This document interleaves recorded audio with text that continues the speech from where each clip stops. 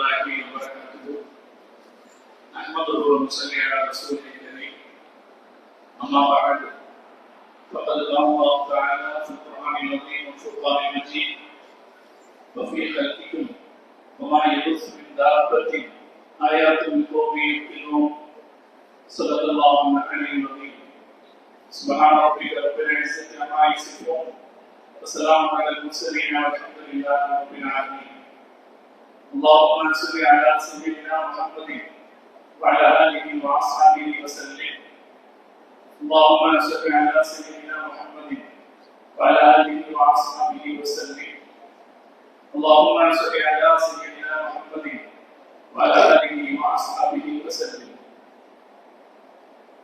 கணித்துக்கு மரியாதைக்குரிய அல்லாஹ்வின் நல்லடியார்களே, பெரியவர்களே, அருமை சகோதரர்களே, உலகம் நிறைந்த ரமலான் மாதத்தினுடைய 19வது தராவியை நிறைவேற்றி அமர்ந்திருக்கிற நம் அனைவரும் மீண்டும் அல்லாஹ் ஜல்ல ஜலாலுஹு பெயரருள் என்பதற்கு நிறைவாக கொண்டிருக்கிறார். அருமையான சகோதரர்களே, இன்றைய மனித வாழ்க்கைக்கு திருக்குர்ஆன் காட்டும் வழிகாட்டுதல்கள் என்ற வரிசையில் இன்றைய தினம் திருக்குர்ஆனின் விலங்குகள் என்கிற தலைப்பில் நாம் சில செய்திகளை பார்க்க இருக்கிறோம். விலங்குகள் என்று நாம் சொல்லும்போது அது பறவைகளையும் அதே போல பூச்சி வகைகளையும் சேர்த்து எடுத்துக்கொண்டுள்ள மிருகங்கள், மனிதர் அல்லாத மிருகங்கள் என்கிற ஒரு பொதுவான தலைப்பிலான செய்திகளை நாம் பார்க்கலாம். பொதுவாக இன்னைக்கு உள்ள காலத்துல மிருகங்களோட நட்பு பாராட்டுவது ஒரு முக்கியமான வழக்கமாக மக்கள் மத்தியில் இருக்கு. வாங்கி போகும்போது நாயை கூட்டிட்டு போறது, நம்ம ஊர்ல நாயை கூட்டிட்டு போறாங்க, வெளிநாடுகளில் விசித்திரமான விலங்குகளை எல்லாம் கூட்டிட்டு போறாங்க. அமெரிக்கால ஒரு கல்லூரி மாணவி பெட்டனிக்கல் அப்படின்னு சொல்லி மலைப்பாம்பு உன்னை தூக்கிட்டு போனாங்க அப்படின்னு ஒரு செய்தி வந்துச்சு. இப்படி வதவதியா பெட்டனிக்கல் வளர்க்கிறது வழக்கத்திலே அதுக்கு ரொம்ப வசதிகள் செஞ்சு கொடுக்குறாங்க. காலையில அதை வச்சுக்கிறதுக்கு தனி இடம், அதெல்லாம் சில இடத்துல ஏசி ரூம்கள், அதற்கேற்று தனியான ஏசி ரூம்கள் எல்லாம் வச்சு கொடுக்குறாங்க. இன்னும் ஒரு படி மேல போய் அனிமல் அப்படின்னு சொல்லக்கூடாது, பெட் அனிமல் அப்படின்னு சொல்லக்கூடாது, ஹியூமன் கம்பேனியன், மனித துணை என்று சொல்ல வேண்டும் என்கிற அளவுக்கு காலம் வளர்ந்து. இந்த சூழ்நிலையில திருக்குர்ஆன் நிறைய விலங்குகளை பற்றி பேசுகிறது. அந்த விலங்குகள் பல வழிகாட்டுதல்களை குர்ஆன் நமக்கு எடுத்து சொல்லுது. அதை இன்ஷா அல்லாஹ் இன்றைய இந்த உரையில நாம பார்க்கிறோம். குர்ஆன்ல சுமார் 200 ஆயத்துக்கள் விலங்குகளை பற்றி பேசுகிறது, விலங்குகளை பற்றி பேசுகிறது என அறிஞர்கள் கணக்கெடுத்திருக்கிறார். 6 சூறாக்களுக்கு விலங்குகளுடைய பெயர். குர்ஆனுடைய 2வது அத்தியாயமான பெரிய அத்தியாயத்துக்கு அல் பகரா, பசுமாடு அப்படின்னு பேர். இன்னொரு அத்தியாயத்துக்கு அல் அன்ஆம், கால்நடைகள் அப்படின்னு பேர். இன்னொரு அத்தியாயத்துக்கு அன் நஹல், தேனி அப்படின்னு பேர். இன்னொரு அத்தியாயத்துக்கு அன் நம்ல், எறும்பு அப்படின்னு பேர். இன்னொரு அத்தியாயத்துக்கு அல் அன்கபூத், சிலந்தி பூச்சி அப்படின்னு பேர். குர்ஆனுடைய கடைசியான வலிமை வாய்ந்த ஒரு அத்தியாயம் ஃபீல் அப்படின்னு ஒரு அத்தியாயம், யானை என்கிற பெயரில் ஒரு அத்தியாயம். இப்படி 6 அத்தியாயங்களுக்கு விலங்குகளுடைய பெயர்களே சூட்டப்பட்டிருக்கிறது.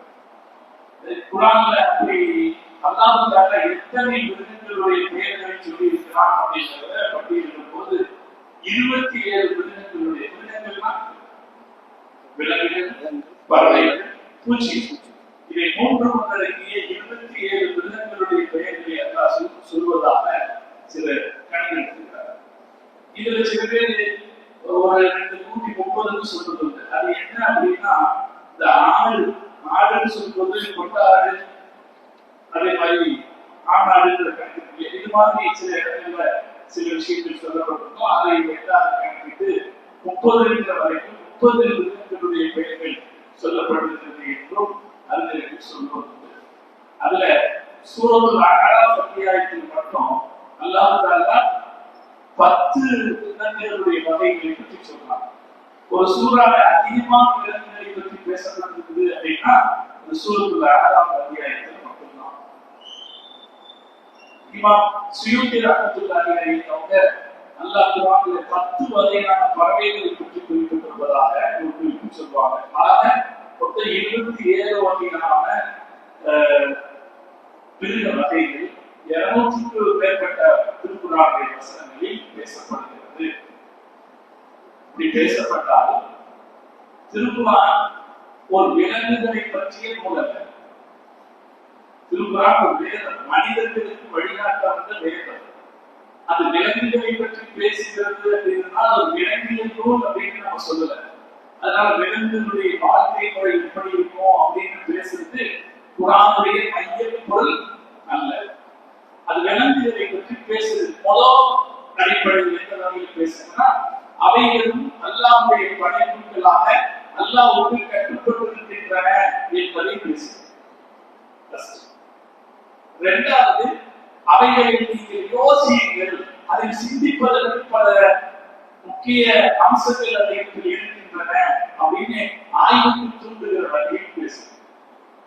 மூணாவது, அதுல உங்களுக்கான பாடங்கள் படிப்பினைகள் இருக்கின்றன அப்படின்னு அவைகள் இருக்கிற படிப்பினைகளை நமக்கு சொல்லித் தருவதற்காக பேசுகிறது. நாலாவது, சில வரலாற்று பாடங்கள் கடந்த காலங்களில் வரலாற்று பாடங்களாக அல்லாஹ்வுடைய வல்லமைக்கு சாட்சியாக அமைந்த கடந்த கால வரலாற்று பாடங்களை நினைவு கூறுகிற வகையில சில விளக்குகளை பற்றி குர்ஆன் பேசுகிறது. இப்படி 4 வகையாக குர்ஆனில் பேசப்படுகிற இந்த விளக்குகளை பற்றி நாம் எடுத்துக்கொள்ளலாம். அதுல அல்லாஹ் முதல்ல சொல்வது வஃபீ கல்பிக்கும் வமா யபுத்து மின் தாபத்தி, உங்களை படைத்ததிலும் பூமியில் உலவுகிற மற்ற மிருகங்களிலும் உறுதி கொள்கிற மக்களுக்கான பல அத்தாட்சிகள் இருக்கிறது. உங்களை படைத்து உங்களை எப்படி பல அத்தாட்சிகள் இருக்கோ அதே போல இந்த பூமியில் பறந்து வாழ்கிற மிருகங்களிலும் பல அத்தாட்சிகள் இருக்கிறது. அவைகள் அல்லாஹ்வுடைய வல்லமைக்கு சான்றாக இருக்கின்றன, அல்லாஹ்வுக்கு கட்டுப்படுகின்றன. குர்ஆன்ல அல்லாஹ் சொல்றான், வானத்தை சிறகை விரித்து பறக்கிற அந்த பறவைகள் அல்லாஹ்வுக்கு கட்டுப்பட்டு அல்லாஹ்வுக்கு பணிந்து நடக்கின்றன. வானம் பூமியில் அனைத்து இருக்கிற அனைத்து மிருகங்களும் அல்லாஹ்வுக்கு பணிந்து நடக்கின்றன அப்படின்னு அல்லாஹ் சொல்றான். அப்ப இந்த மிருகங்கள் எல்லாம் அல்லாஹ்வுக்கு பணிந்து நடக்குது அப்படிங்கிறது ஒரு முதல் கருத்து. அதுக்கப்புறம் இவைகள் எல்லாம் அல்லாஹ்வுக்காக மனிதர்களின் நன்மைக்காக வச்சிருக்கிறாங்க. கலக்கலுக்கும் மாமில் உங்களுக்கு நன்மைக்காகவே இவைகள் அனைத்தையும் அல்லாஹ்வுக்காக படைச்சிருக்கிறான் அப்படிங்கிறதும் குர்ஆனுடைய கருத்து. இந்த எத்தனை விளக்குகள் இருக்கோ அவைகளுக்கு நல்லதும் சரி கெட்டதும் சரி. கெட்ட விலங்குகள் இருக்க பாம்பு இருக்கு, தேல் இருக்கு, மோசமான கெட்ட விலங்குகள் இருக்குன்னா சரி. கடலில் மிக மிக ஆபத்தான விதத்தில் கடல்ல இருக்கு. மேல அவைகளுடைய ஒரு அசைவு பண்ணாலே மனிதர்கள் இறந்து போயிடுவார்கள் அப்படின்னு சொல்ற அளவுக்கான விஷம் அருந்திய விஷம் கொடுமையான விஷம் கொண்ட மீன்கள் கடல்ல. அப்ப இப்ப நல்லது கெட்டது எவைகளெல்லாம் நல்லா விலங்குகளான பூமியை படைச்சிருக்கிறானோ அது எல்லாமே மனசுக்கு நன்மை. எதையும் நாம தீமையில் நினைக்க முடியாது. பாம்பு அது மாதிரி தேடு அது மாதிரி மற்ற விஷயங்கள் இருக்கிறது, அவைகள் காற்றில் இருக்கிற விஷத்தன்மையை உறிஞ்சி கொள்கின்றன. அவைகள் உறிஞ்சி கொள்வதனாலே நமக்கு காற்று சுத்தமா கிடைக்குது. எலி அது மாதிரியான சில பிராணிகள் நமக்கு அதிக தொல்லைகள் நினைக்கிறோமா இல்லையா? அந்த பிராணிகளால் கூட நமக்கு நன்மை இருக்கு. பொதுவான நோக்கில் நமக்கு நன்மை இருக்கு. ஒரு இடத்துல எலிகளே இல்லாம வச்சுக்கல பயிர்களை தாக்கக்கூடிய பூச்சிகள் அதிகமாயிடும். விவசாயம் செய்யறவங்களுக்கு எலி ஆபத்து நம்ம நினைக்கிறோமா இல்லையா? எலிகளே இல்லாம காய்கறிகள்னா பயிர்களை தாக்குகிற பூச்சிகள் அதிகமாகி அந்த பூச்சிகள் பயிர்களை சாப்பிடும். அப்படி பல ஆராய்ச்சி முடிவுகள் வெளிப்பட்டு எலிகளை தான் ஏற்றுமதி பண்ணாங்க. ஏற்றுமதி பண்ணா அடுத்த 2 வருஷத்துல பார்த்தா விவசாயம் கெட்டு போச்சு. அப்பதான் கண்டுபிடிச்சாங்க, ஒரு எலியெல்லாம் நமக்கு தேவைதான் போல. அப்படி அல்லாஹ் எவ்வளவு விலங்குகளை படை அவ்வளவு விலங்குகள் அத்தனையும் மனிதர்களுக்கு நன்மையானதுதான். அதனால் இப்படி குரான் சொல்லுது. அப்படி குரான் வந்து மொத்தம் 27 வகையான பிராணிகளை பற்றி பேசுது. சிங்கத்தை பத்தி அல்லாஹ் சொல்லியிருக்காங்க. ஆனா அதை எப்படி சொல்லியிருக்காங்கன்னா ஒரு உதாரணமாக சொல்லிட்டு போறோம். அந்த முஸ்தன்பிரா கல்லத்து பின் கஸ்வரா அப்படின்னு சொல்லிட்டு புத்தகத்துல ஒரு ஆயத்து. அந்த இடத்துல சிங்கத்தால் விரட்டி அடிக்கப்படுகிற கழுதைகள் ஓடுவது போல அவைகள் ஓடி போவாங்கன்னு சொல்ற இடத்துல சிங்கமும் ஒரு வார்த்தை குரான்ல வந்திருக்கு. ஆனா ஒரு உதாரணமா பல இடத்திலேயும் விலங்குகள் எப்படின்னா உதாரணங்களாக பேசப்பட்டிருக்கு. சிங்கத்தை பத்தி அல்லாஹ் சொல்லியிருக்கிறான், குதிரையை பற்றி சொல்லியிருக்கிறான், கோவேரி கழுதையை பற்றி சொல்லியிருக்கிறான், கழுதையை பற்றி அல்லாஹ் சொல்லியிருக்கிறான். அதே போல மாட்டை பற்றி அல்லாஹ் சொல்லியிருக்கிறான், ஒட்டகத்தை பற்றி அல்லாஹ் சொல்லியிருக்கிறான். அதே போல தேனி பற்றி அல்லாஹ் பேசியிருக்கிறான். அதே போல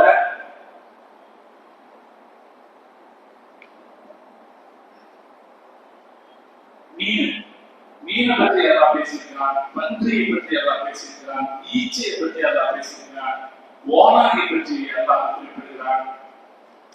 அதே போல தவளையை பற்றி எல்லாம் பேசியிருக்கிறான், ஆடு பற்றி எல்லாம் பேசியிருக்கிறான், சிலந்தியை பற்றி எல்லாம் பேசியிருக்கிறான். அதே போல இட்லி பூச்சிகளை பற்றி எல்லாம் பேசியிருக்கிறான், குரங்கை பற்றி எல்லாம் பேசியிருக்கிறான். அதே போல பேனை பற்றி எல்லாம் பேசியிருக்கிறான், நாயை பற்றி எல்லாம் பேசியிருக்கிறான். அதே போல எறும்பை பற்றி எல்லாம் பேசியிருக்கிறான், ருதுருது என்கிற பிராணியை பற்றி எல்லாம் பேசியிருக்கிறான், யானையை பற்றி எல்லாம் பேசியிருக்கிறான். இப்படி 27 வகையான பிராணிகளை பற்றி பேசியிருக்கிறார். அவைகளில் சிலது விலங்குகள், சிலது பறவைகள், சிலது பூச்சி வகையை சார்ந்தது. இவைகளை பலவற்றை பற்றி பேசப்பட்டது. நான் சொன்ன பேசப்பட்டது இந்த 4 அடிப்படைகளில் பேசப்பட்டிருக்குது அப்படின்னு சொன்னேன். அதுல பிரதானமாக நமக்கு பாடமாக அமைகிற சிலவற்றை மட்டும் நாம் என்ன செய்யறோம், இன்னைக்கு நம்ம போய் பார்க்கிறோம். அதுல முதல்ல பிரதானமாக நமக்கு அல்லாஹ்வுடைய இந்த விலங்குகளை நமக்கு பயன்படக்கூடியவர்கள் கால்நடைகளை பற்றி சொல்றாங்க. கால்நடைகளை நாம் உங்களுக்கு படைத்தோம், அதை உங்களுக்கு நீங்கள் சூழ்படுத்திக் கொள்கிற செய்தி இருக்கிறது. அது போக உங்களுக்கு வேறு வகையான பயன்கள் கொண்டிருக்கிறது, அதிலிருந்து நீங்கள் சாப்பிடவும் செய்கிறீர்கள். அதை உங்களுக்கு அலங்காரம் இருக்கிறது. நம்ம என்ன செய்யலாம், அலங்காரத்துக்கும் பயன்படுத்துறோம். நம்ம வீடுகள்ல நிறைய ஒரு காலத்துல ஆடுகள், மாடுகள், ஒட்டகைகள் அப்படிங்கிறது ஒரு அலங்காரத்திற்குரியதாகவும் இருந்துச்சு. அதே போல உங்களது சுமைகளை சுமந்து செல்லக்கூடியதாகவும் அது இருக்கிறது. அது இல்லைன்னா நீங்க ரொம்ப கஷ்டப்பட்டிருப்பீங்க என்றும் அல்லாஹ் சொல்லுகிறார். இப்படி விலங்குகள்ல பல வகை விலங்குகள் நமக்கு பல வகைகளில் பயன்படக்கூடியதாக இருக்குது அப்படின்னு அல்லாஹ் பேசுறான். குதிரையை பற்றி அல்லாஹ் சொல்றான். குதிரைங்கிறது நீங்கள் உங்களுடைய சுமைகளுக்காக பயன்படுத்தக்கூடியது. அதே போல அது நீங்க உங்களுடைய செல்வமாக பயன்படுத்தக்கூடியதுன்னு குதிரைகளை பத்தி அல்லாஹ் சொல்றான். அல்லாஹ் எந்த பிராணிகளை பற்றி சொல்கிறானோ அவைகள் எல்லாவற்றையும் குறித்த ஒரு நிறைய ஆய்வுகள் நடந்திருக்கு. நிறைய பெரிய ஆய்வுகள் அதை பத்தி நடந்து அவைகள் ஒவ்வொன்றிலும் இருக்கிற விசேஷ அம்சங்கள் என்ன அப்படிங்கிறத பெரும்பெரும் வால்யூம் கணக்கிலான நூல்களாக அறிஞர்கள் எழுதியிருக்கிறாங்க. அதனால இந்த விலங்குகள் அப்படிங்கிற குர்ஆனுடைய விலங்குகள் அப்படிங்கிறத பற்றிய ஆய்வுங்கிறது நிறைய நடந்திருக்கு. நாம இன்னைக்கு 1-2 விஷயங்களை மட்டும் அதுல பார்க்கிறோம். குதிரையை பத்தி அல்லாஹ், குதிரை மனுஷனோட இயல்போட இணைஞ்சு வரக்கூடிய மிருகங்கள்ல மனிதனுக்கு மிகவும் நெருக்கமாக இருக்கிற ஒரு பிராணி இல்லையா? குதிரையை பத்தி நம்ம சொல்றதா இருந்தா இப்ப இருக்கிற நம்முடைய வண்டிகளை எடுத்துக்கலாம். நம்ம வண்டி எப்படி நமக்கு ரொம்ப நெருக்கமானதோ நமக்கு முந்தைய காலத்துல இருந்த மக்களுக்கு குதிரை மிக நெருக்கமானது. அல்லாஹ் குதிரை பத்தி சொல்றான், வல் ஹைல வல் பிகால வல் ஹமீர லிதர்கபூஹா. நாம குதிரையை படைச்சிருக்கிறோம், கோவேறு கழுதையை படைச்சிருக்கிறோம், கழுதைகளை படைச்சிருக்கிறோம். எதற்காக? லிதர்கபூஹா, அதில் நீங்கள் சவாரி செய்வதற்காகவும், வஸீனத்தன் அலங்காரத்திற்காகவும். அல்லாஹு தஆலா இவைகளை படைத்திருக்கிறான் அப்படின்னு சொல்றான். குதிரை மனிதனுடைய அவனோடு வரக்கூடிய, அவனோடு பயணிக்கக்கூடிய விலங்குகளில் மிக மரியாதைக்குரிய விலங்காக இருந்திருக்கு.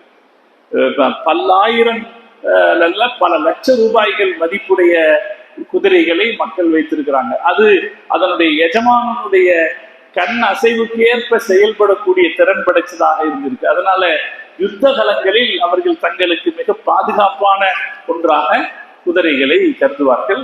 இந்த குதிரையில் மனுஷனுக்கும் குதிரைக்கும் இடையில நிறைய ஒற்றுமை இருக்குது அப்படின்னு சொல்றாங்க. அதுல ஒண்ணு என்னன்னா, குதிரையில 205 எலும்பு இருக்கான். குதிரையில 205 எலும்பு. இந்த மனுஷன்ல 206 எலும்பு இருக்கான். குதிரைக்கும் மனுஷனுக்கு இடையில ஒரு எலும்பு தான் வித்தியாசம், அப்படி நெருக்கமானது அப்படின்னு சொல்லி அதுக்கப்புறம் குதிரையில் இருக்கிற பல விசேஷங்களையும் நிறைய சொல்றாங்க. அதே போல அல்லாஹ் ஒட்டகத்தை பத்தியும் குறிப்பா சொல்றான். மனிதனுடைய வாழ்க்கையோட, அதிலும் குறிப்பாக அரபுகளுடைய வாழ்க்கையோட ரொம்ப நெருக்கமாக இணைஞ்ச ஒரு பிராணி.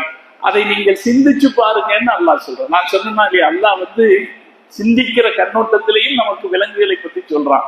அஃபலா யன்துரூன இலல் இபிலி கைஃப குலிகத், ஒட்டகை எப்படி படைக்கப்பட்டிருக்கிறது என்று அவர்கள் சிந்திக்க வேண்டாமா என்று அல்லாஹ் கேட்கிறார். அப்படின்னா அதை சிந்திக்கணும்னு அர்த்தம். அதை பத்தி நிறைய சிந்திச்சிருக்காங்க, ஒட்டகையை பத்தி நிறைய ஆய்வு செஞ்சிருக்கிறாங்க. ஒரு சில தகவல்கள் குர்ஆன்ல 15 தடவை ஒட்டகையை பத்தி அல்லாஹ் சொல்லியிருக்கான். அது மனிதர்களோட அது எவ்வளவு நெருக்கமானதுன்னு காட்டுது. 15 தடவை அல்லாஹ் ஒட்டகையை பத்தி சொல்லியிருக்கிறான். அதனுடைய கலை, அது படைக்கப்பட்ட கலைத்திறன், ஒட்டகத்தை நாம நின்று பார்த்தோம்னா அது படைக்கப்பட்டதில் அல்லாஹ்வுடைய கலைத்திறனை முழுமையாக வெளிப்படுத்துகிற ஒரு படைப்பாக இருக்குது அப்படின்னு விலங்கியல் அறிஞர்கள் சொல்றாங்க. அல்லாஹ்வுடைய ஒரு ஓவியம் ஒருத்த வரைஞ்சான்னா அந்த ஓவியத்தினுடைய அழகை பார்க்கும் போது அந்த ஓவியன் எவ்வளவு கலைத்திறனுடையவனாக இருந்திருக்கிறான்னு நாம தெரிஞ்சுக்கிறோமா இல்லையா? அதுபோல ஒட்டகத்தை பார்க்கும்போது அல்லாஹ்வுடைய படைப்பு திறன் மொத்தத்தையும் வெளிப்படுத்தக்கூடிய அளவில் அதன் படைப்புகள் இருக்கிறது அப்படின்னு சொல்றாங்க. அதனுடைய கண் அமைப்பில் மணல் துகள்கள், அது பாலைவனத்தில் இருக்கிற பிராணி தானே. பாலைவனத்துல மணல் வீசுமா இல்லையா? மண்ணு வீசும் போது முதல் பாதிப்பு எங்க வரும்? கண்ணுக்கு வரும். ஆனா ஒட்டகத்தில் எந்த பாலைவன புயலிலும் தடுமாறாமல் நடைபெறக்கூடிய அளவுக்கு அல்லாஹு தஆலா ஒட்டகத்தினுடைய கண் இமைகளை வச்சிருக்கிறான். 3 அடுக்குகளா இருக்கான். ஒட்டகத்தினுடைய கண் இமைகள் 3 அடுக்குகளாக இருக்கான். அந்த 3 அடுக்குகள்லையுமே அது மூடிக்கிச்சுன்னா கூட ஒளி வெளிச்சம் தெரியுமா? வெளிச்சம் இப்ப நம்ம கண்ணை மூடிக்கிட்டோம்னா வெளிச்சம் தெரியாதுல்ல. ஒட்டகத்தினுடைய இமைகள் 3 அடுக்குகளாக இருக்குது. அந்த 3 அடுக்குகளை மூடிக்கொண்டாலும் கூட அதனுடைய சவ்வு எப்படி இருக்குமா? ஒளி ஊடுருவுமா? ஒளி ஊடுருவி போகிற அளவில் அது இருக்குது. அது ஒட்டகத்தில் இருக்கிற ஒரு சிறப்பு. அதே போல அது பல நாட்களுக்கான தண்ணீரை சேமிச்சு வச்சு தேவைப்படுற நேரத்துல எடுத்து குடிச்சுக்கிறது. டேங்க் மாதிரி தனியா டேங்க் வைக்காம அல்ல, அதுக்குள்ளேயே ஒரு டேங்க் வச்சிருக்கான். பல நாட்களுக்கான தண்ணீரை வயிற்றில் சேமித்து வைத்து தேவையான போது அது எடுத்துக்கொள்ளும். அதே போல அதனுடைய உயரம் ரொம்ப பெருசு. உயரமா இருக்கிறது சீக்கிரம் கீழே உட்கார முடியாது. ஆனா அல்லாஹு தஆலா ஒட்டகம் உயரமாக இருந்தாலும் கூட அதனுடைய காலில் 2 முழங்கால்கள் வச்சிருக்க.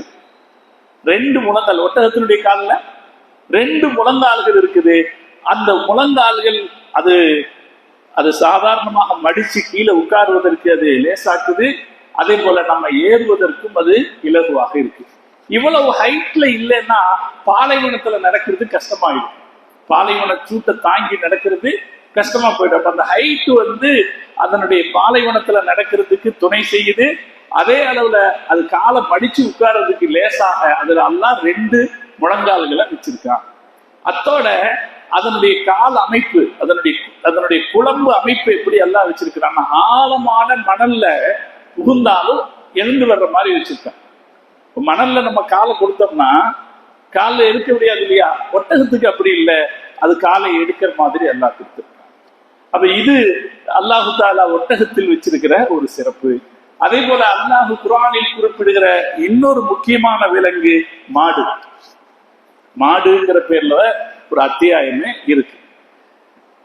அல்லாஹ் சொல்றான், அது மாடு பல இடத்துல வருது, பல வகைகள்ல மாடு பேசப்படுது. ஒரு இடத்துல அல்லாஹ் சொல்லுவான் மாட்டை பத்தி, சூரத்துல் நஹ்ல் அத்தியாயத்தில் சொல்லுவான், மாடுன்னு அல்ல, மாடு, ஒட்டகை, பால் கொடுக்கிற பிராணிகள், ஆடு. இன்னலக்கும் ஃபில் அன்ஆமி, கால்நடைகளில் உங்களுக்கு இருக்கிறது லஇப்ரத்தன், படிப்பினை இருக்கிறது. கால்நடைகளில் உங்களுக்கு படிப்பினை இருக்கிறது. எதற்கான படிப்பினை? அல்லாஹ்வுடைய உருவாக்கும் திறன், அல்லாஹ் எப்படி ஒரு விஷயத்தை உருவாக்குகிறான் அப்படிங்கிற உருவாக்கும் திறனை, அல்லாஹ்வுடைய வல்லமையை தெரிந்து கொள்வதற்கு கால்நடைகளில் ஒரு படிப்பினை இருக்கிறது. கால்நடைனா ஆடு, மாடு, ஒட்டகை, இந்த கால்நடைகளில் ஒரு படிப்பினை இருக்கிறது. என்ன படிப்பினைனா, நுஸ்கீக்கும், அல்லாஹ் உங்களுக்கு மிம்மா ஃபீ புத்தூனிஹி, அதன் வயிற்றிலிருந்து உங்களுக்கு புகட்டுகிறான்.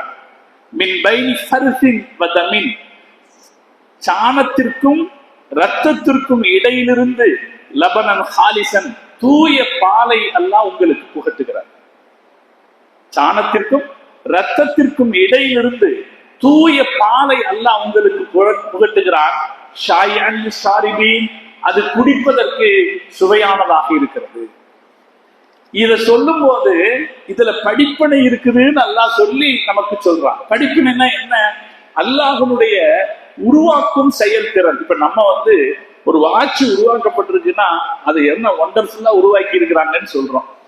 இப்ப நேற்றுக்கு வானத்திலிருந்து இந்த சுனிதா வில்லியம்ஸ் அவங்க இறங்கின காட்சியை பார்த்த போது எல்லாரும் என்ன அருமையா மனிதர்கள் இந்த வேலைகள்லாம் செய்திருக்கிறாங்கன்னு ஆச்சரியப்படுறோம் நம்ம. இப்ப அல்லாஹ் இது மாதிரி இதையெல்லாம் விட ஆச்சரியப்படுகிற செய்தி நம் கண்ணுக்கு முன்னால் இருக்கிறதுன்னு சொல்றான் அல்லாஹ். என்ன? உங்களுக்கு பால் கிடைக்குது, மாட்டிலிருந்து ஒட்டகத்திலிருந்து பால் கிடைக்குது. மாட்டிலிருந்து கிடைக்கிற பால் எங்கிருந்து வருதுன்னா இரத்தத்திற்கும் சாணத்திற்கும் இடையிலிருந்து வருகிறது. இதை யோசிங்கிறான். விஞ்ஞானிகள் மிக அதிகம் ஆச்சரியப்பட்டு இதை பத்தி ஆய்வு செஞ்சிருக்கிறாங்க. அதுல ஒண்ணு என்னன்னா, நம்ம மாட்டினுடைய வயிற்றை திறந்து பார்த்தா சாணம் தான் இருக்கு.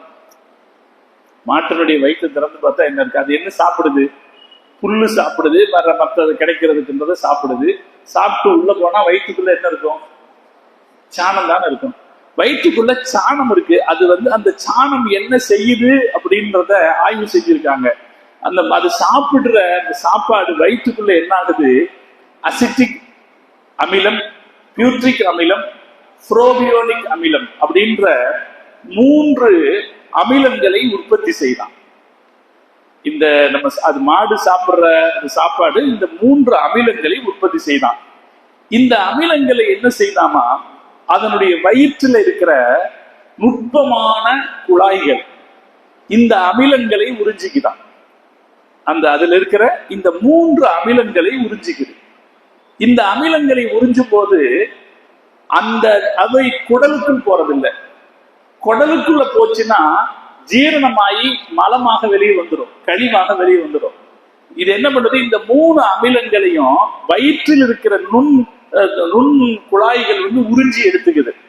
இந்த 3 என்ன செய்யுதுன்னா நமக்கு புரோட்டீனை கொடுக்குது, கொழுப்பு சத்தை கொடுக்குது நமக்கு. அது போல பியூட்ரிக் அமிலம் அப்படின்னு சொல்றாங்கல்ல, பியூட்ரிக் அமிலம்ங்கிறது அந்த பால்ல இருக்கிற சக்தியை கொடுக்குது. இந்த வயிற்றில் இருக்கிற இந்த நுண் குழாய் இந்த 3ஐயும் தனியா எடுத்து பால் சுரப்பிக்கு கொண்டு போயிருந்தான். பால் சுரப்பிக்கு கொண்டு போயிருக்கு. அப்ப வயிற்றுக்குள்ள என்னெல்லாம் இருக்குது? சாணம் இருக்குது, ரத்தம் இருக்கு. இந்த சாணமும் ரத்தமும் இருக்கிற இடத்தில் இருந்து இந்த நுண் குழாய்கள் இந்த 3 மற்றும் பிரிச்சு எடுத்துட்டு பால் சுரப்பிகளுக்கு கொண்டு போயிடுது.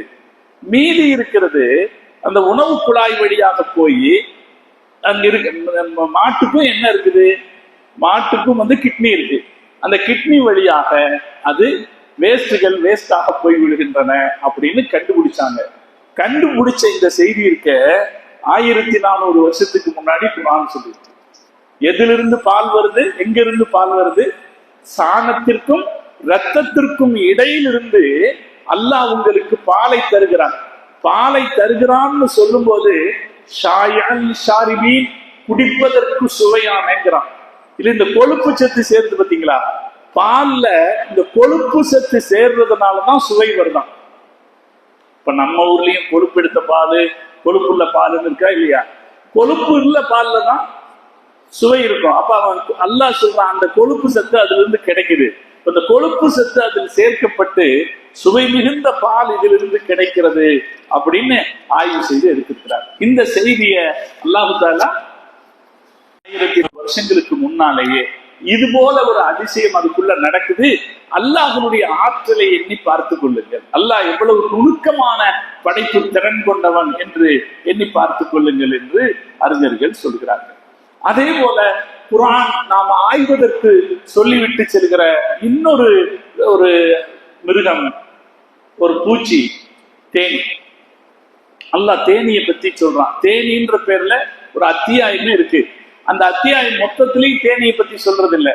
அதுல இருக்கிற 68, 69 வசனங்கள், இந்த 2 வசனங்கள் மட்டும் தேனியை பத்தி சொல்லுது.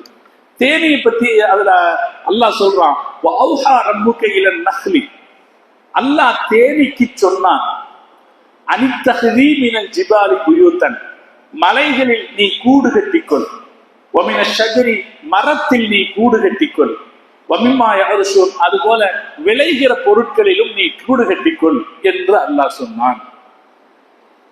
அதுக்கப்புறம் சும்ம குலி மின் குல்லி ஸமராத்தி, எல்லா பழங்களிலிருந்தும் நீ சாப்பிட்டுக்கொள், ஃபஸ்லுகி சுபுல ரப்பிகி துலலா, உன் இறைவன் அமைத்து கொடுத்த வழியில் நீ நட அப்படின்னு சொன்னான். என்ன ஆச்சு? அது அப்படி நடக்குது. நடக்கும்போது என்னாச்சு? யஹ்ருஜு மின் புதூனிஹா, அதன் வயிற்றிலிருந்து வெளியே வருகிறது ஷராபும், ஒரு நல்ல குடிப்பதற்கு ஏற்ற ஒரு பானம் அதன் வயிற்றிலிருந்து வெளியே வருகிறது.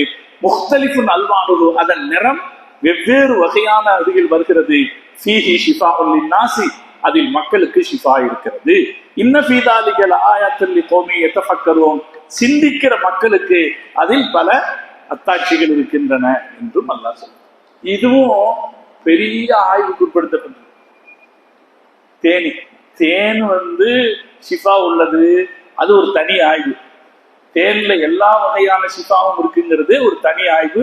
இதுக்கு முன்னாடி கூட நான் ஒரு தடவை உங்களுக்கு மருத்துவம் பத்தி பேசும்போது சொல்லியிருக்கேன். தேனியும் ஒரு தனி ஆய்வுக்குரிய ஒரு சின்ன ஒரு பூச்சியாக எடுத்து ஆய்வு செஞ்சிருக்காங்க. அதுல முக்கியமா கவனிக்கிறது என்னன்னா, அல்லாஹ் தேனிக்கு சொல்றான், அனித்தஹதி மினல் ஜிபாலி புயூத்தன், நீ உனது வீடுகளை மலைகளிலும் மரங்களிலும் அமைத்துக்கொள். வீடுகளை அமைத்துக்கொள். வீடு அமைக்கிறது, தேனி மட்டும் வீடு அமைக்கிறது இல்லை. எறும்பு வீடு கட்டுது, காக்கா வீடு கட்டுது, மற்றவைகள் எல்லாமே வீடு கட்டித்தான் செய்யறாங்க. ஆனா இந்த இடத்துல அல்லாஹ் என்ன சொல்றான், நான் தேனிக்கு சொன்னேன். அப்ப தேனி வீடு கட்டுவது என்பது தனித்துவமானது அப்படின்னு தெரியுது. தேனி வீடு கட்டுறது தனித்துவமானது. அல்லாஹ் வீடு கட்டுறதுல நீ வீடு இப்படி கட்டுன்னு தேனிக்கு சொல்லி இருக்கிறான் அப்படின்னு தெரியுது. இதுல இன்னொரு விஷயம் என்னன்னா, அல்லாஹ் நஹல் அப்படின்னு சொல்லிட்டு இத்தஹதி அப்படின்னு பெண்பால் வார்த்தையை பயன்படுத்தி இருக்கான். பெண்பால் வார்த்தையை பயன்படுத்தி இருக்கலாம். அந்த பெண்பால் வார்த்தை என்ன சொல்லுதுன்னா, தேனி வர்க்கத்தில் தேனியினுடைய பெண் தேனி தான் எல்லாவற்றுக்கும் வழிகாட்டுகிறது என்பது அதிலிருந்து வெளிப்படுகிறது அப்படின்னு கண்டுபிடிக்கிறாங்க. நமக்கு எல்லாம் தெரியும், ராணி தேனின்ற ஒரு தேனி தான் எல்லா தேன்களுக்கும் தேனீக்களுக்கும் வழிகாட்டுது. இதுல அவங்கள பெரிய அளவுல ஆச்சரியப்படுத்தின விஷயம் என்னன்னா, குர்ஆன் என்ன சொல்லுது, தேனிக்கு நீ இப்படி வீடு கட்டுன்னு அல்லாஹ் சொல்லி கொடுத்தாங்க. இத நீண்ட கால ஆராய்ச்சி செஞ்சிருக்காங்க. 1999 தாமஸ் ஹால்ஸ் அப்படிங்கிற ஒரு மேத்தமெட்டிக்ஸ், அவரு தேனியினுடைய கூட்டில் இருக்கிற விசேஷத்தை கண்டுபிடிச்சிருக்காரு. என்னன்னா, அது 6 கோணங்களில் இருக்கு. தேனி பார்த்துருக்கீங்களா? தேன் கூடு இப்ப வட்டமா இருக்கலாம், அல்லது செவ்வகமா இருக்கலாம், இப்படி இருக்கலாமா இல்லையா? அது தேனி கூட்டு பார்த்துருக்கீங்களா? இப்படி இப்படி 6 கோணத்துல இருக்கும். தேனி 6 கோணத்தில் இருக்கு. அது இடத்தை வீண் செய்யாமல் இருக்கும். வட்டமா இருந்துச்சுன்னா இடையில இடம் வேஸ்ட் ஆகும். அதே போல செவ்வக அது மாதிரி செவ்வகமா இருந்தாலும் சரி, முக்கோண வடிவத்தில் இருந்தாலும் என்ன ஆகும், இடம் வேஸ்ட் ஆகும். இந்த ஆறுகோணம் இருக்கு பார்த்தீங்களா, ஆறுகோணத்துல இடம் வேஸ்டே ஆகாது. நீங்க இப்ப சமீப காலத்துல வரக்கூடிய இந்த ஃப்ரிட்ஜில் ஐஸ் கட்டி வைக்கிறதுக்கு பண்றாங்க பாருங்க, ஐஸ் ட்ரே, அது இப்ப வாங்கி பாருங்க எப்படி இருக்கு, அறுகோணத்துல இருக்கா. அது என்னன்னா இடத்தை மிச்சப்படுத்துகிற ஒரு சரியான ஒரு வழி. இது அல்லாஹ் சொல்லி கொடுக்காமல் அந்த பறவைக்கு தெரிஞ்சிருக்க, அந்த தேனீக்களுக்கு தெரிஞ்சிருக்க வாய்ப்பு இல்லை. இப்ப இது அல்லாஹ் அதை சொல்றான். நான் சொன்னேன் நீ இப்படி வீடு கட்டி கொள் என்று நான் சொன்னேன் அப்படின்னு சொன்னா அதில் ஒரு செய்தி இருக்கிறது அப்படின்றது தெரிஞ்சிருச்சு. அதுக்கப்புறம் இன்னொரு ஆய்வு அதுல என்னன்னா, யஹ்ருஜு மின் புத்தூனிஹா, அதனுடைய வயிற்றிலிருந்து வெளிப்படுகிறதுன்னு குர்ஆன் சொல்லுது.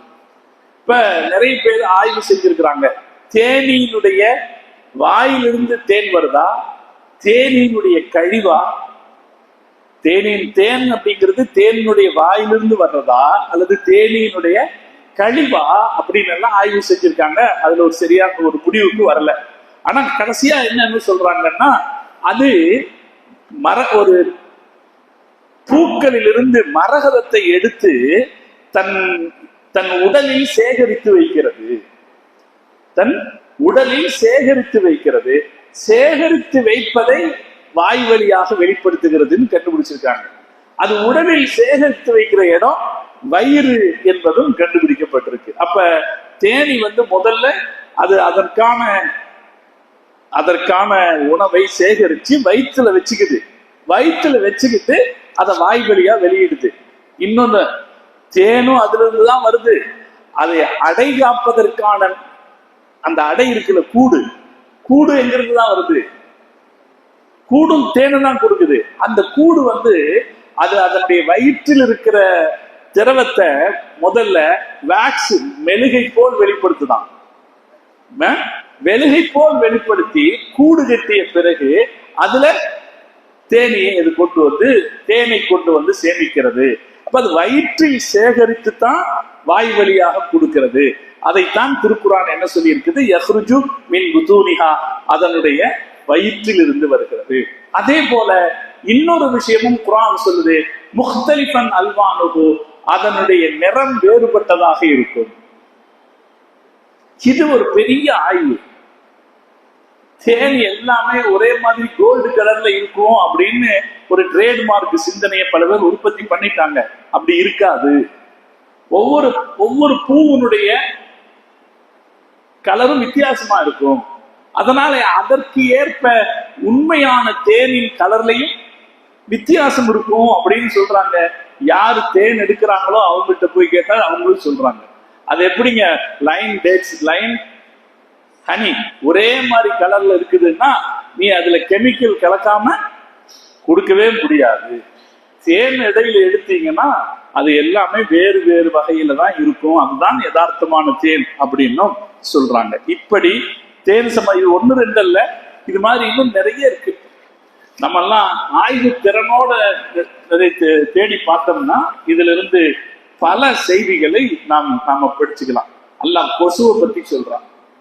கொசுவை பத்தி சொல்லும் போது அல்லாவே சொல்லுவான், கொசுவை பத்தி எல்லாமா குர்ஆன் பேசலாம் அப்படின்னு கேட்பாங்க. ஆனா அல்லாஹ் அதுக்கெல்லாம் வெட்கப்படுறது இல்லை. எது தேவையோ அது தேவையானதை சொல்லுவதற்கு அல்லாஹ் வெட்கப்படுறது இல்லை அப்படின்னு சொல்லுவான். கொசுவை பத்தி அல்லாஹ் சொல்றானே, இப்ப கொசுல என்ன இருக்குன்னு ஆய்வு செஞ்சிருக்காங்க. ஆய்வு செஞ்சா அதுல பல விஷயங்கள் கண்டுபிடிச்சிருக்காங்க. அது ஒரு விஷயம் என்னன்னா, உலகத்திலேயே உயிர்கொல்லி நோய்கள் என்று அறிவிக்கப்பட்டவைகளில், அதாவது இந்த நோய் வந்துருச்சுன்னா மனுஷன் இறந்து போயிடுவான் என்று அறிவிக்கப்பட்ட நோய்களில் பெரும்பாலான நோய்கள் கொசுக்களால் தான் ஏற்படுகின்றன அப்படின்னு கண்டுபிடிச்சிருக்காங்க. இப்ப கொசுக்களால் தான் உயிர்கொல்லி நோய்கள் பலது ஏற்படுகின்றன அப்படின்னு கண்டுபிடிச்சிருக்காங்க. அதே போல அல்லாஹு தஆலா அவனுடைய ஆற்றலை வெளிப்படுத்தின பிராணிகள்ல ஒன்றுதான் மீன்கள். மீன் குர்ஆன்ல 2 வகையா பயன்படுத்தப்படும். ஒண்ணு மூசா அலைஹிஸ்ஸலாம் கையில வச்சிருந்த பொரிச்ச மீன். மூசா அலைஹிஸ்ஸலாம் கையில ஒரு பொரிச்ச மீன் எடுத்துட்டு போனாங்க. அது ஒரு இடத்துல உயிர் பெற்று கடல்ல குதிச்சு போயிடுச்சு. குதிச்சு விழுந்துருச்சு. கடல்ல விழுந்தா எப்படி இருக்கும்? இப்ப நம்ம கையில ஒரு பால் வச்சிருக்கோம், அது கடல்ல விழுந்துச்சுன்னு வைங்க, அது பழக்குன்னு உள்ளார போயிடும். ஏதாவது தெரியுமா? அடையாளம் எதுவும் தெரியுமா? தெரியாது, அப்படி போயிடும். ஆனா மூசா அலைஹிஸ்ஸலாம் கையில ஒரு மீன் வச்சிருந்தாங்க. அவங்க ஹிதர் அலைஹிஸ்ஸலாத்தை தேடி போய்கிட்டு இருந்தாங்க. போகும்போது கையில ஒரு பொரிச்ச மீன் வச்சிருந்தாங்க. அந்த பொரிச்ச மீன் எங்க காணா போகுதோ அதுதான் அவர் இருக்கிற இடம்னு அல்லாஹ் சொல்லியிருந்தான். ஒரு வித்தியாசமா அவரு கையில பொரிச்ச மீன் எடுத்துட்டு போனாரு. அந்த மீன் ஒரு கடற்கரையோரத்துல அவங்க இருக்கும்போது அது துள்ளி குதிச்சு கடல்ல விழுந்துருச்சு. விழுகும் போது எப்படி விழுகுது? விழுந்த இடத்தில் ஒரு அடையாளமிட்டு விழுகிறது. பால் விழுந்துச்சுன்னா அடையாளம் இருக்குமா? இல்ல. இது எப்படி இருக்குன்னா ஒரு கண்ணாடி மாதிரி விழுந்த இடத்துல அப்படியே ஒரு சுழல் மாதிரி ஒரு அடையாளத்தை ஏற்படுத்தி விழுகுது. அப்ப அதுல ஒரு ஆச்சரியத்தை அல்லாஹ் வச்சிருந்தான். அது சம்பந்தம், அது வேற விஷயம். ஆனா மீன் அப்படி ஒரு இடத்துல அல்லாஹ் குறிப்பிடுறான். இப்ப மீன் என்ன செஞ்சது? சாப்பிடுவதற்கு வச்சிருந்த மீன் கடலுக்குள்ள போயிடுச்சு. இது ஒரு மீன். இன்னொரு மீன் மனுஷனை சாப்பிட்டுருச்சு. யூனுஸ் அலைஹிஸ்ஸலாத்தை ஒரு மீன் சாப்பிட்டது. இந்த வரலாற்றையும் மனிதனை மனிதன் சாப்பிடுவதற்கு வச்சிருந்த மீன் கடல்ல போனதுங்கிறதும், மனிதனை சாப்பிட்டு விட்டு ஒரு மீன் கடலுக்குள்ள கொஞ்ச நாள் இருந்துச்சு, அதுக்கப்புறம் திருப்பி வந்து அது மனிதனை வெளியில கொட்டியது என்பதையும் அல்லாஹ் சொல்கிறான். அது என்ன சொல்ல வருதுன்னா, அல்லாஹ்வுக்கு எல்லாம் கட்டுப்பட்டு இருக்கின்றன, எல்லாவற்றையும் கட்டுப்படுத்துகிற அதிகாரம் அல்லாஹ்வுக்கு இருக்குது. அவன் எதை எப்படி வேண்டுமானாலும் செய்ய முடியும் அப்படிங்கிறத இந்த ரெண்டு நிகழ்வுகளின் வழியாக அல்லாஹ் நமக்கு காட்டுறான். அதுல இன்னொன்னு யூனுஸ் அலைஹிஸ்ஸலாத்தை விழுங்கின மீன். அது என்ன மீன்? அது திமிங்கலம் யூனுஸ் அலைஹிஸ்ஸலாத்தை விழுங்கிச்சு அப்படின்னு சில பேர் சொல்றது உண்டு. அது விழுங்கினது திமிங்கலம். கடல்ல இருக்கிற மீன் வகைகள்ல ரொம்ப பெருசு திமிங்கலம். அதுலயும் ரொம்ப பெருசு நீல திமிங்கலம். நீல திமிங்கலம் வந்து ரொம்ப பெருசு.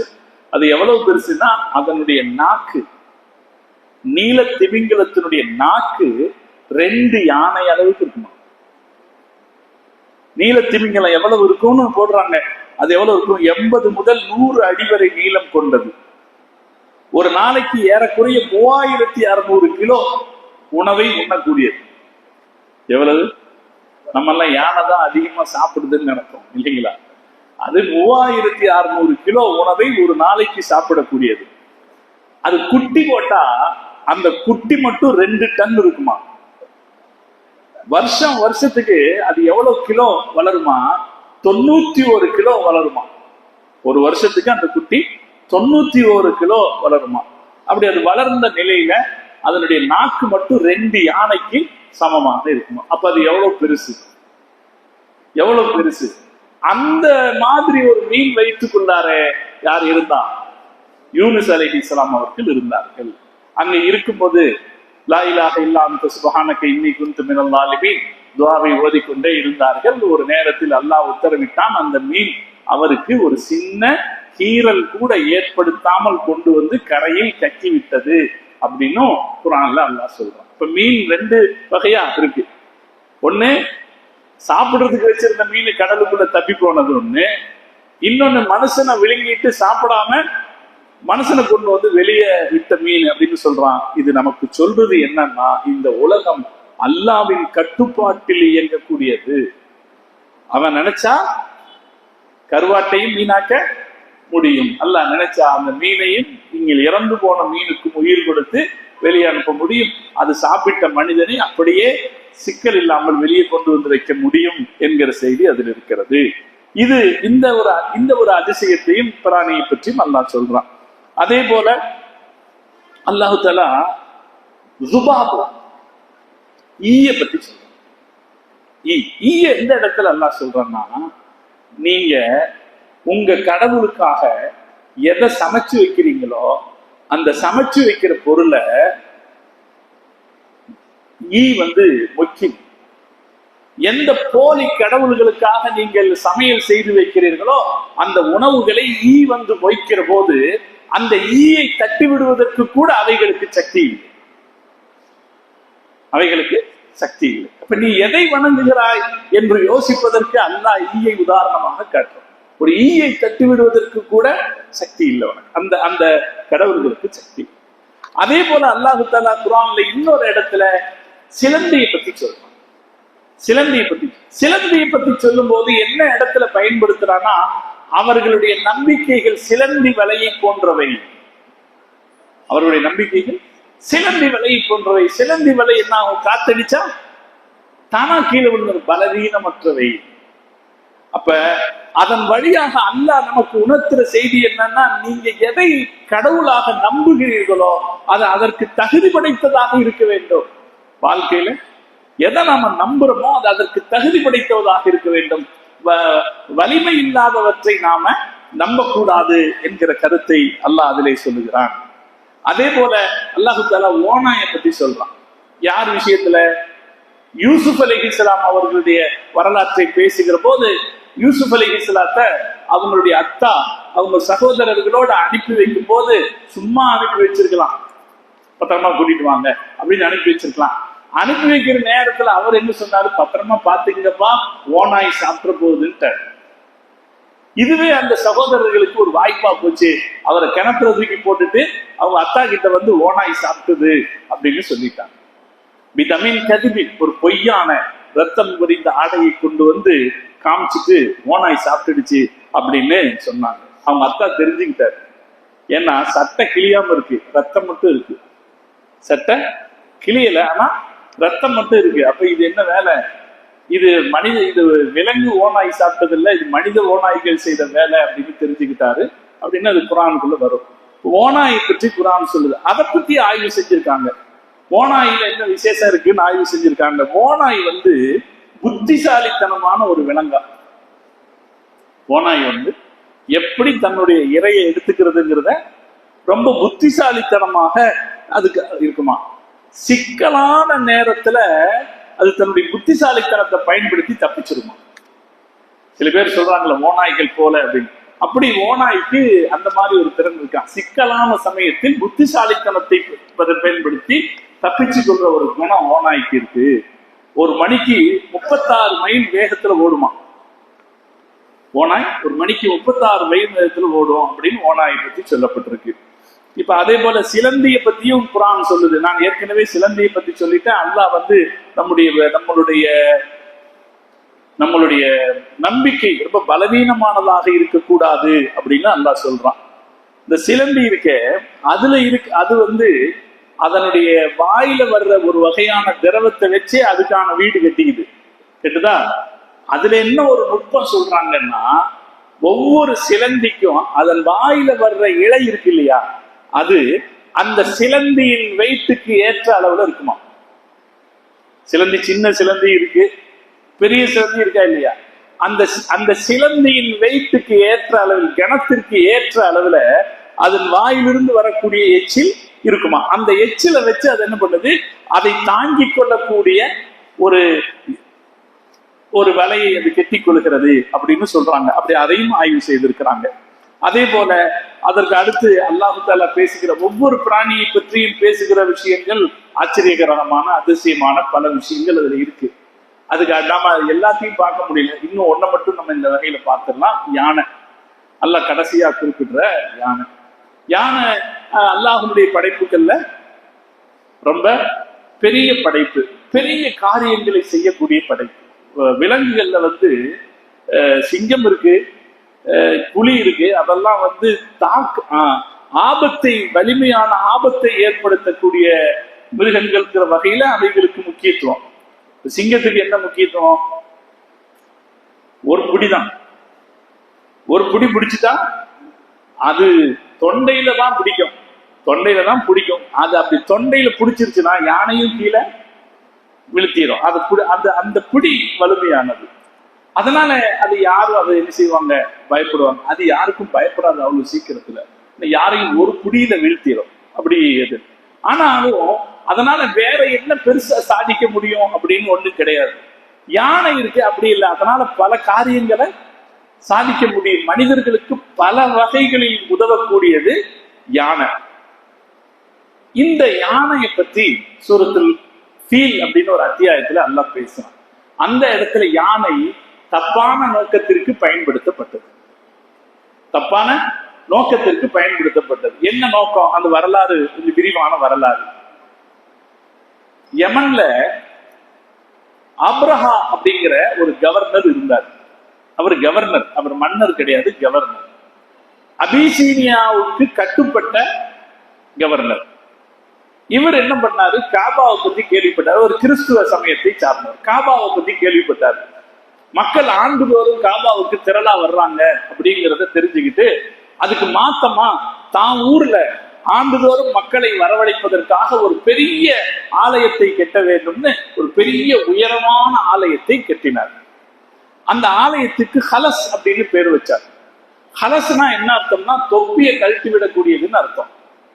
எல்லாரும் தொப்பி போட்டிருப்பாங்க அந்த காலத்துல. இது அண்ணாந்து பார்த்தாங்கன்னா தொப்பி கீழே விழுந்துரும். அதனால அதுக்கு ஹலஸ் அப்படின்னு தொப்பியை கலட்டி விடக்கூடியதுங்கிற அர்த்தத்துல ஹலஸ்ன்னு பேர் வச்சு ஒரு பெரிய உயரமான ஆலயத்தை கட்டி இனி எல்லாரும் வருஷத்துக்கு இங்க வந்துடணும் அப்படின்னு உத்தரவு போட்டாரு அவன் நாட்டுக்காரங்க.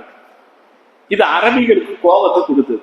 இதுல ஒரு அரபி என்ன செஞ்சுட்டாரு? அந்த கோபத்துல அந்த ஆலயத்துக்குள்ள போய் மலம் கழிச்சிட்டார், அசிங்கம் பண்ணிட்டார்.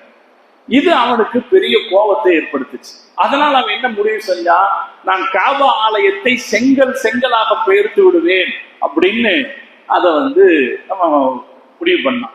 முடிவு பண்ணி அபிசீனியால இருந்த அவனுடைய மன்னருக்கும் செய்தி அனுப்பினான். இப்படி நடந்து போச்சு. அவனும் கிறிஸ்துவன் தான். இப்படி நடந்து போச்சு, எனக்கு நீ நான் இந்த மாதிரி காபாவை அழிக்க போறேன் அப்படின்னு சொன்னான். அவன் அங்கிருந்து ஆசீர்வாதம் கொடுத்தான். நீ செய்யறது சரிதான் அப்படின்னு சொல்லிட்டு அபிசீனியாவிலிருந்து அவன் யானைகளை அனுப்பினான். அபிசீனியா காடு. அபிசீனியாங்கிறது எகிப்து. எகிப்தினுடைய காடுகள்ல என்ன இருக்கும்? யானை இருக்கும். பாலைவனத்துல யானை இருக்காது, காடுகள் இருக்கு யானை. அதுல அவனுக்கு சொந்தமான ஒரு யானை,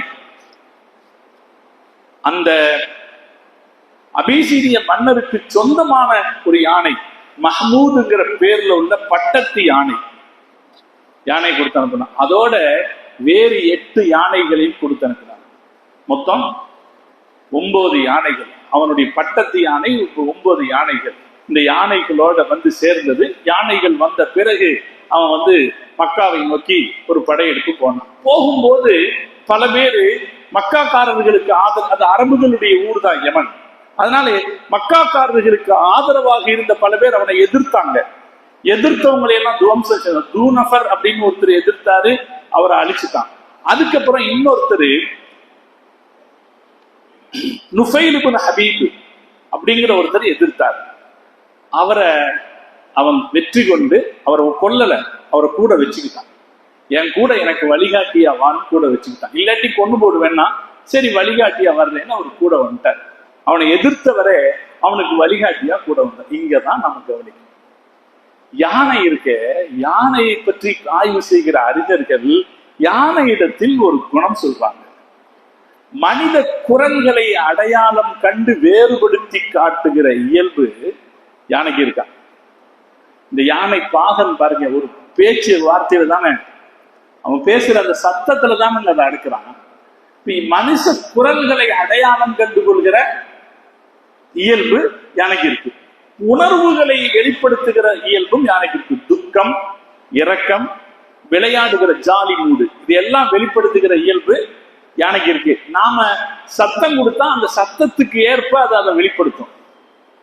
யானை மனித சத்தங்களை புரிந்து கொள்ளக்கூடியது, அதற்கு ஏற்ப நடக்கக்கூடியது, அதற்கு ஏற்ப உணர்வுகளை வெளிப்படுத்தக்கூடியது யானை. இதை மட்டும் மனசுல வச்சுக்கோங்க. இப்போ வாங்க, இவங்க எல்லாம் போய்கிட்டு இருக்காங்க. போய் இவங்க எல்லாம் எங்க வந்துட்டாங்க? காபாவுக்கு பக்கத்துல மஹமஸ் அப்படிங்கிற இடத்துல இறங்கிட்டாங்க. அங்க மக்காக்காரங்களுடைய ஒட்டகைகள் எல்லாம் மேய்ஞ்சிக்கிட்டு இருக்கு. அந்த இடத்துல இருக்கிற ஒட்டகைகளை எல்லாம் புடிச்சுக்கிட்டாங்க. புடிச்சு வச்சுக்கிட்டு மக்காக்காரங்களுக்கு செய்தி அனுப்புனாங்க. மக்காவுடைய தலைவராக இருந்தவர் அப்துல் முத்தலிபு. அவங்க எல்லாம் புடிச்சு வச்சுக்கிட்டாங்க. அப்துல் முத்தலிபு கிட்ட ஒரு தூதரை அனுப்பினாங்க. அந்த தூதர் மூலமா என்ன சொன்னா, உங்க மேல எனக்கு பகை கிடையாது, மக்காக்காரங்க மேல எனக்கு பகை கிடையாது. என்னுடைய நோக்கம் காபாவை இடிக்கணுங்கிறது தான். நீங்க எனக்கு வழி விட்டீங்கன்னா நாங்க அதை இடிச்சுட்டு பேசாம போயிடுவோம் அப்படின்னாச்சு. அப்துல் முத்தலிப் என்ன சொல்லணும்? அப்துல் முத்தலிபு ரொம்ப புத்திசாலி. அவரு இவனை எதிர்க்க முடியாதுன்னு தெரிஞ்சுக்கிட்டார். அவர் சொன்னாரு, ஆபிரகாவை எதிர்க்கிற எண்ணம் எங்களுக்கு இல்லை, அவரோட சண்டை போடக்கூடிய திறமையும் எங்களுக்கு இல்லை. ஆனா நாங்க சொல்றது ஒண்ணுதான், காபா அல்லாவுடைய வீடு. அந்த அல்லாவோட வீட்டு அல்லாவோட சண்டை போட தயாருன்னா அவர் அதை அழிக்க முயற்சி செய்யட்டும்னு சொன்னார். யாருகிட்ட? வந்த ஆளுகிட்ட சொன்னார். இந்த வாசகத்தை போய் அவங்க சொன்ன உடனே இதுல ஒரு டெக்னிக் இருக்கா இல்லையா? இதுல இந்த வாசகத்துல ஒரு நயம் இருக்கா இல்லையா? இந்த வாசகத்தை கேட்டுட்டு அவரை கூட்டிட்டு வாங்க. அப்ப அவர் மரியாதையோட கூட்டிட்டு போனார். வரலாறு சொல்லுது, ஆபிரகாம்ங்கிறவன் கவர்னராக இருந்தால் கூட அவன் அப்துல் முத்தலிபுக்கு அந்த மரியாதையை கொடுத்தான். வந்த உடனே இறங்கி வந்து வரவேற்று அவருக்கு சமமான ஒரு இருக்கை கொடுத்து அதில் உட்கார வச்சான். ஏன்னா அவர் பேசின பேச்சு அப்படி இருந்தது. அப்துல் முத்தலிபு போனாரு. போய் என்ன விஷயம்? அப்துல் முத்தலிப் சொன்னாரு, என்னுடைய 200 ஒட்டகைகளை நீங்க புடிச்சு வச்சிருக்கீங்க, அது திருப்பி கொடுங்க. அப்ப அவன் அப்ரஹா சொன்னான், நான் உங்க மேல ரொம்ப மரியாதை வச்சிருந்தேன், நான் காபாவை இடிக்க வந்திருக்கேன், நீங்க அது சம்பந்தமா பேசுவீங்கன்னு நான் எதிர்பார்த்தேன், நீங்க அதை விட்டுட்டு சாதாரணமா இந்த ஒட்டகங்களை பத்தி பேசுறீங்களே அப்படின்னு ஆபிரகாம் கேட்டான். அப்போது அப்துல் முத்தலிப் சொன்னார், ஒட்டகங்கள் எனக்கு சொந்தமானவை, அதனால நான் அதை பத்தி பேசினேன், காபா இறைவனுக்கு சொந்தமானது, அவன் அதை பார்த்து கொள்வான்னு சொல்லிட்டு திரும்பி வந்துட்டார். 200 ஒட்டகைகளை கொடுத்துட்டான். அது பாருங்க, அவன் 200 ஒட்டகைகளை கொடுத்துட்டான், திரும்பி வந்துட்டார். அடுத்த நாள் அவன் என்ன, அவனுடைய திட்டம் என்னன்னா, காபாவுக்குள்ள தூண் இருக்கு, காபாவுக்குள்ள தூண் இருக்கு, அந்த தூண்ல கயிறை கட்டி யானைகளை விட்டு இழுக்க வச்சுட்டா மொத்தமா கீழே சரிஞ்சு விழுந்துரும். அவன் நினைச்ச மாதிரி செங்கலா பெயர்க்கிற வேலை லேசாயிரும் அப்படின்ற அடிப்படையில தான் முன்னால அவன் யானைகளை நிறுத்தியிருந்தான். முதல்ல எல்லாருக்கும் முன்னால அபிசீனிய மன்னன் கொடுத்து அனுப்பின மஹ்மூத் அப்படிங்கிற யானை நிக்குது. யானைக்கு பக்கத்துல நிக்கிறாரு நம்ம நுஃபைலு. ஏற்கனவே அவர் கூட வந்தாரா இல்லைங்களா? அவரு நிக்கிறார். நுஃபைல் இப்னு ஹபீப் நிக்கிறார். நுஃபைல் இப்னு ஹபீப் அவர் உண்மையிலே எந்த மனசுள்ளவர் அல்ல, இவனுக்கு கட்டுப்படுகிற மனசுள்ளவர் அல்ல, இவனை எதிர்த்தவர் தான். யானையினுடைய இயல்பு தெரிஞ்சு அவரை யானையினுடைய காதை பிடிச்சிட்டு அதனுடைய காதுல ஒரு வார்த்தை சொன்னார். மஹ்மூத் தான் அதுக்கு பேர். நீ உட்கார்ந்து விடு மஹ்மூத், நீ உட்கார்ந்து விடு.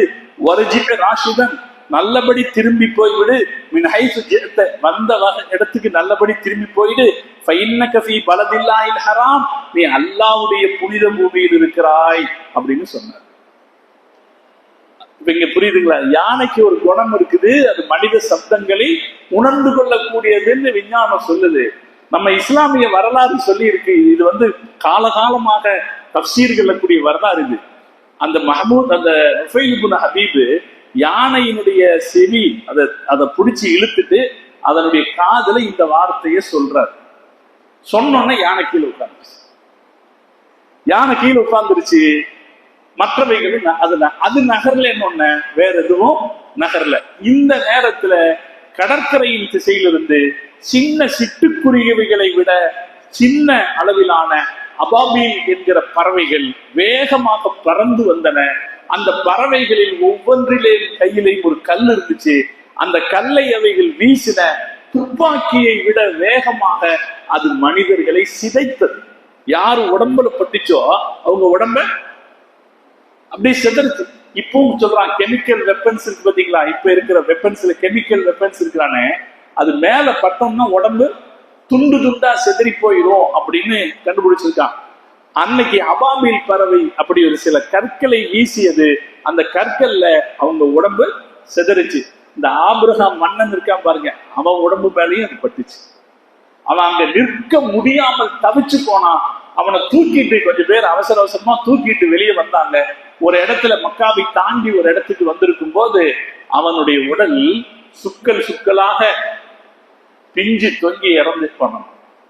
கொஞ்சம் கொஞ்சமா அவனுடைய உடம்பு துண்டு துண்டா பிஞ்சு விழுந்து அவன் இறந்து போனான்னு சொல்லுது. அத்தோடு அவனுடைய படைகள் அழிக்கப்பட்டது அப்படின்னு குர்ஆனுடைய வரலாறு சொல்லுது. இதெல்லாம் நமக்கு தெரிஞ்சதுதான். சூரத்துல் ஃபீல் அத்தியாயத்துல நம்ம இத்தனை வருஷங்களாக நம்ம கேள்விப்பட்டதுதான். அந்த யானைகள் மக்காவிலேயே இருந்ததாக. ஏன்னா இது ரசூல் ஸல்லல்லாஹு அலைஹி வஸல்லம் பிறந்த வருஷம் நடந்தது.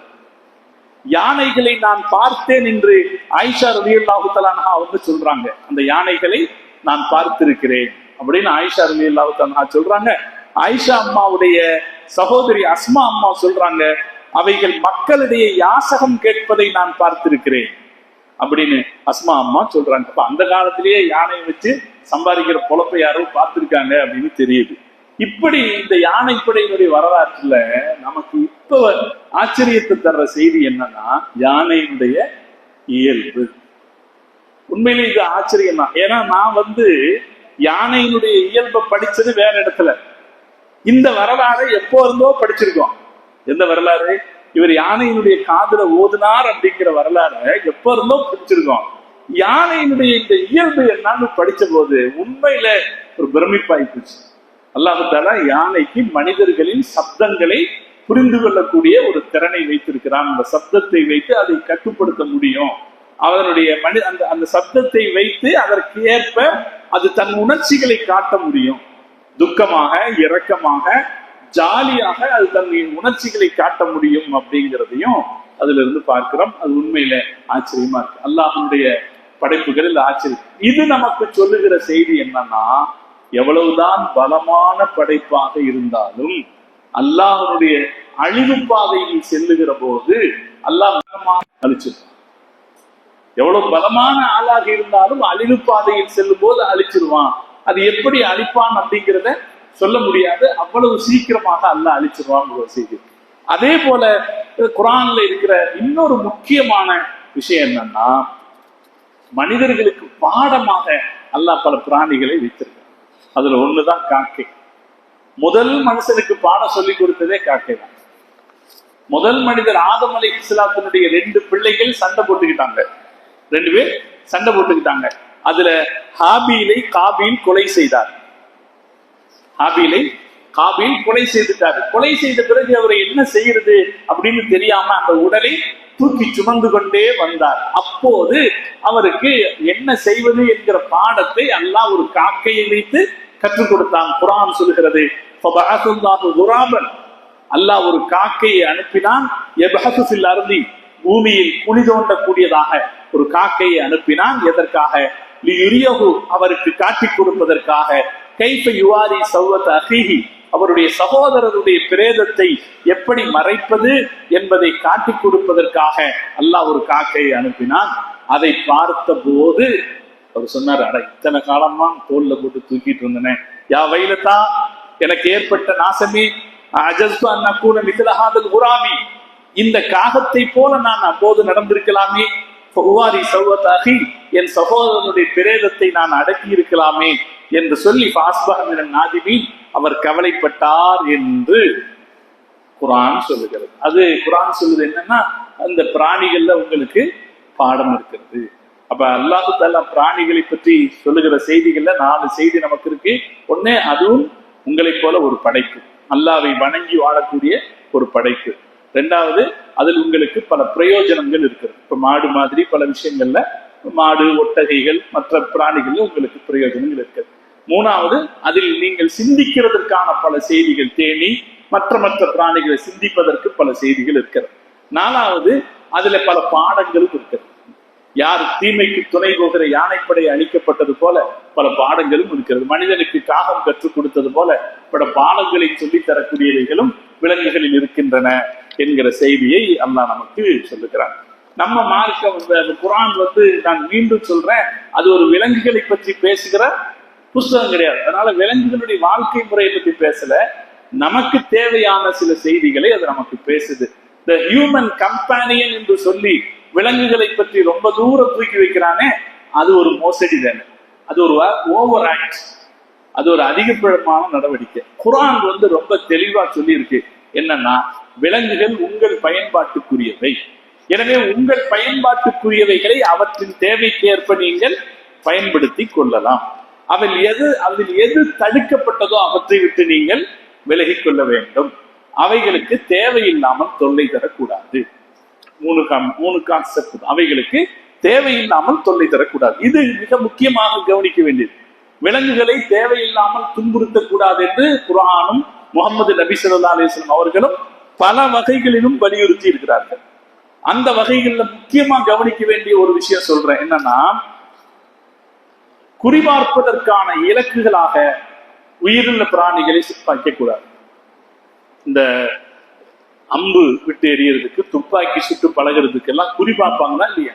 வேட்டையாடுறது வேற விஷயம். குறிபார்ப்பதற்கான இலக்குகளாக உயிருள்ள பிராணிகளை வைக்கக்கூடாது என்று முகமது ரசூலுல்லாஹி ஸல்லல்லாஹு அலைஹி வஸல்லம் அவர்கள் சொன்ன ஒரு ஹதீஸ் இருக்கிறது. அப்துல்லாஹ் இப்னு உமர் ரலியல்லாஹு தஆலா அவங்க சில இளைஞர்களை கடந்து போனாங்க. அந்த இளைஞர்கள் என்ன செஞ்சுக்கிட்டு இருந்தாங்கன்னா, அம்பு விட்டு பழகிட்டு இருந்தாங்க. அதுக்கு என்ன செஞ்சாங்க? உயிருள்ள புறாக்களை குறிகளாக வச்சு அம்பு வீசி பழகிக்கிட்டு இருந்தாங்க. இவரை பார்த்த உடனே அவங்க ஓடி போனாங்க. அப்போது இப்னு உமர் ரலியல்லாஹு தஆலா யார் இப்படி செய்தது என்று கேட்டார்கள். கேட்டுவிட்டு சொன்னாங்க, லஅனல்லாஹு மன் ஃபஅல ஹாதா, இப்படி செய்தவர்களை அல்லாஹ் சபிப்பானாக. அன்ன ரசூலுல்லாஹி ஸல்லல்லாஹு அலைஹி வஸல்லம் லஅன மன் இத்தகத ஷையன் ஃபீஹி ரூஹ் அரலன், உயிருள்ள பிராணிகளை இலக்குகளாக வைத்துக் கொள்வதை ரசூல் ஸல்லல்லாஹு அலைஹி வஸல்லம் அவர்கள் தடை செய்தார்கள் என்று ஹதீஸ் இருக்குது. அதே போல இந்த சிட்டுக்குருவிகளை தாயை விட்டு பிள்ளையை பிரிச்சு வச்சு அதை துன்புறுத்தல் நடந்த போது அப்படி செய்யக்கூடாது என்று பெருமானார் ஸல்லல்லாஹு அலைஹி வஸல்லம் அவர்கள் தடுத்து செய்தி இருக்கிறது. எனவே விலங்குகளை பொறுத்தவரை துன்புறுத்தக்கூடாது என்பது மார்க்கத்தினுடைய வழிகாட்டுதல். அதே நேரத்துல விலங்குகளில் சிலது மனிதர்களோடு நெருக்கமானது. அந்த மனிதர்களோடு நெருக்கமான விலங்குகளை நாம வளர்க்கலாம். இப்போ உதாரணமா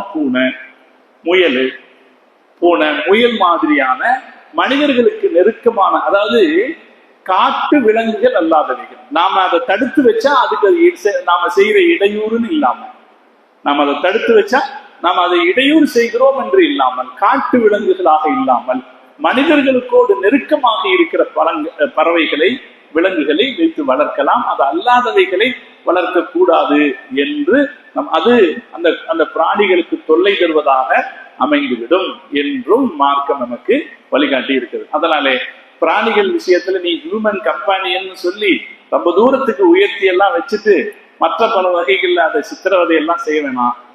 அவைகளுக்கு தர வேண்டிய மரியாதையை தந்தால் போதுமானது என்பது குர்ஆனுடைய வழிகாட்டுதல். அல்லாஹ் ஜல்ல ஜலாலுஹு வழிகாட்டுதல்களை புரிந்து வாழ்கிற நல்ல தௌஃபீக்கை அல்லாஹ் நம் அனைவருக்கும் தந்தல் புரிவானாக என்று துஆ செய்து நிறைகிறேன். அனில் ஹம்துலில்லாஹி ரப்பில் ஆலமீன். அஸ்ஸலாமு அலைக்கும் வரஹ்மத்துல்லாஹி வபரகாத்துஹு.